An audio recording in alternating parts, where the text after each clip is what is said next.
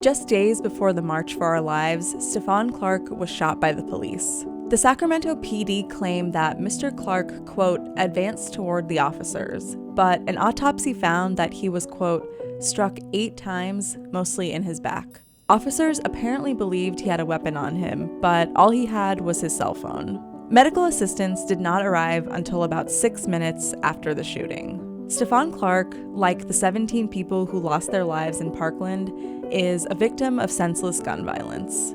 Parkland students have tried to shift media focus to widespread gun violence against people of color. They've pointed out that there hasn't been the same level of media attention. David Hogg even cited this as the biggest failure of media coverage.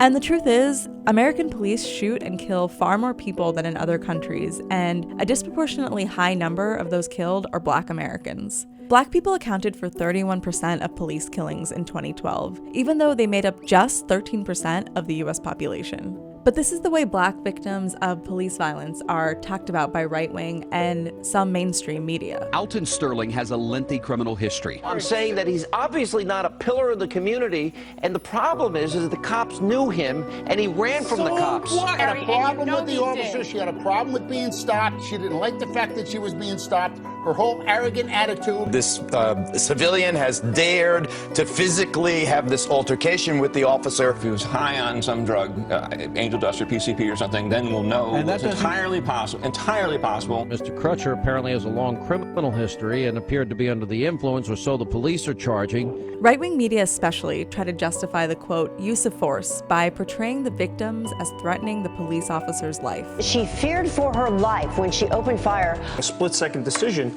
that could change somebody's life. When we've got police who are fearful of their citizens, that's a problem. Our police protect us, and we need to protect the police. Shelby killed Terrence Crutcher last year, claiming she feared for her life. Unidentified officer feared his life was in danger. He says he feared for his life and did what his training taught him to do, which was open fire. In other instances of violence towards people of color, like when George Zimmerman murdered Trayvon Martin, or when Dylan Roof massacred 9 churchgoers at Mother Emanuel AME Church, the same national uproar about the need to do something about gun violence didn't follow. This makes Black people feel like their lives don't matter as much as white people's.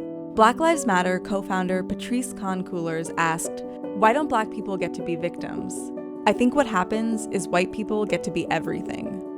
Not only do the media ignore Black and brown voices, they fail to recognize the systemic failures and historical context that have led to the unfair targeting of Black and brown Americans by law enforcement. The National Director of Youth and College at the NAACP, Tiffany Dina Lofton, put it best. When we talk about legislative issues and solutions for gun violence, it has to include the intersections of Black violence. That means guns, that means gangs, that means schools, that means teachers, that means police brutality, that means state violence. It has to include all of that stuff if we're going to be able to do this together. This is not just about white people in school shootings in the classroom. They kill us in churches. They kill us on the streets. They kill us in the car. They kill us when we're traveling. And they kill us in our classrooms. This is about all the young Black people that you're looking at right behind you. That's what this is about. State violence against people of color has been part of the fabric of the United States since it was stolen from indigenous peoples and built on the backs of enslaved Africans. But you wouldn't know that from media coverage that is not giving you a complete picture of what is happening in our country. Black Americans are dying at the hands of police officers. Media should hold law enforcement accountable and treat victims of police brutality the same way they treat victims of gun violence.